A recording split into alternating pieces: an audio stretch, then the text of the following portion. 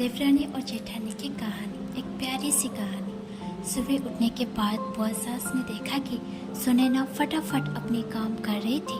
सुरेखा ने नाश्ता बनाया और वो नाश्ता सुनैना ने सबको परसा। उसके बाद सुनैना ने अपना टिफिन पैक किया और वो काम पर निकल गई। सुरेखा ने वापस दोपहर का खाना तैयार किया और थोड़ा वक्त अपने सास और बुआ सास के साथ बैठी रही।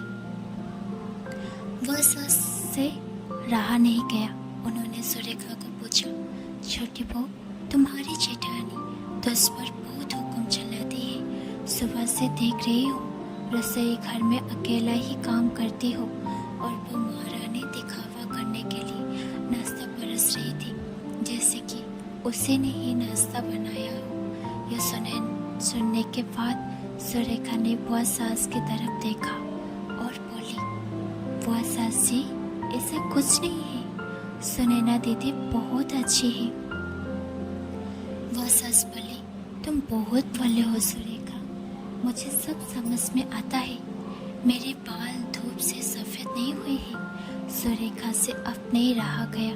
वो बोली, ऐसा नहीं है बुआ जी, आपको सुनैना दीदी ने सबको नाश्ता परसा वो देखा, पर आपको यह नहीं देखा कि दीदी ने मुझे ज़बरदस्ती सबसे पहले नाश्ता करने दिया और चाय भी दी।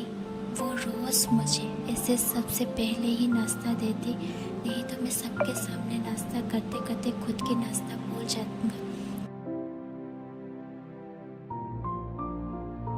शाम को आते वक्त बाजार से सब्जी भी लेकर आती है, क्योंकि ना हमारे मिस्टर्स रात को आने से देर करती है और मम्मी जी को सुनैना दीदी ने बाजार में जाने को मना किया है, क्योंकि अब उनकी उम्र 60 साल से ज़्यादा हो गई है ना।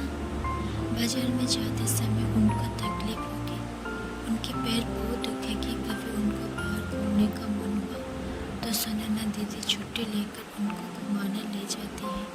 और हाँ बुआ जी, दीदी रोज़ शाम को आने के बाद वो कितने भी थकी हो सब भी मुझे खाना बनाने में मदद करती है। वो मेरी बड़ी जेठानी जरूर है, पर मुझे अपनी छोटी बहन ही समझती है और मैं उनको अपना बड़ी बहन समझती हूँ। ये सब सुनकर बस एकदम चुप हो गई।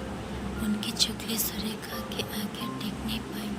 शाम को सुनैना सब्जी की थैली सुरेखा के पास देते हुए बोली, सब्जी के साथ तुम्हारे मनपसंद लेखक भी किताब भी उसमें है। ये सुनकर सुरेखा खुश हो गई। सुनैना थैंक यू बोलकर सब्जी थैली किचन में रखकर वो अपने रूम में चली गई। उतने में बुआ ने सुनैना को आवाज़ दी, बड़ी बहू जरा वो आना। वो बोली, सुनैना तुम इतनी मेहनत करके पैसे कमाती और ऐसे फालतू किताब खरीद कर तुम वक्त खर्च करती हो, वो भी अपनी छोटी देवरानी के लिए। वो ऐसे बैठ कर करते क्या इस दिन मेहनत करती थी और वो घर में आराम करती है।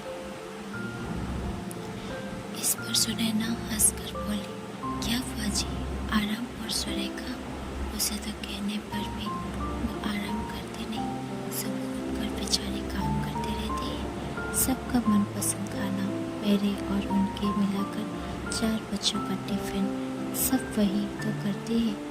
और तब भी उनके चेहरे पे हमेशा आनंद दिखता है। सुबह की चाय पीने के लिए उसके पास वक्त नहीं रहता। दोपहर को सब बच्चे घर आते हैं तो उनको खाना होमवर्क सब ठीक वही देखती है। इसलिए मुझे बच्चों का टेंशन नहीं है और इसलिए ही तो मैं ऑफिस में मन लगाकर काम कर पाती हूँ। कुछ दिन पहले मुझे प्रमोशन मिला है। उसके अलावा मम्मी जी और पापा जी के दवाइयाँ कभी ख़त्म हो गई है, कभी लाने की है तो वो ध्यान में रखती है। घर में कोई मेहमान आए तो उनकी मेहमान नवाजी भी वो वही करती है। बुआ जी घर और बच्चे संभालना छोटी बात नहीं है। इतना सब सुनकर बुआ उनकी तो बोलती बंद हो गई। सुनैना कभी किसी कोई शिकायत नहीं करती है, वो सब काम कर लेती है। वो सब करना पसंद करती है। फिर मैं मेरी छोटी बहन के लिए इतना नहीं कर सकती। मैं चली गई। ये सब बोलते सुनैना की सास पीछे खड़े होकर सुन रही थी। वो फुआ के पास आई और बोली, जीजी वो दोनों देवरानी जेठानी जरूर है, लेकिन उनका रिश्ता दो सगी बहनों से ज़्यादा पक्का है।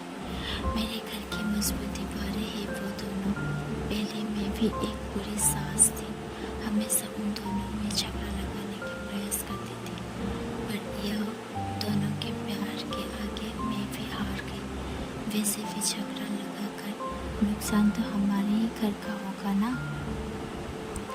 पर यह बात हुआ को समझ में नहीं आई। रुदन करते हुए कमरे में बाहर चली गई, क्योंकि उन दोनों में झगड़ा लगाने के लिए वो आई थी।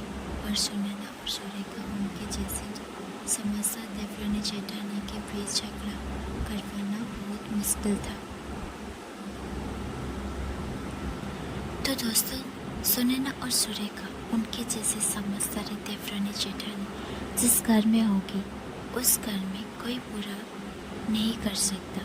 जिस घर में ऐसी बहुएं होगी, वो घर स्वर्ग बन जाएगी। दोस्तों, देवरानी जेठानी की सुंदर पारिवारिक कहानी आपको कैसी लगी ज़रूर बताइए, और उसे अच्छे से ध्यान से सुनिएगा, क्योंकि ना ये कहानी हमें कुछ सिखाती है और हमें आगे जाने में मदद करती है।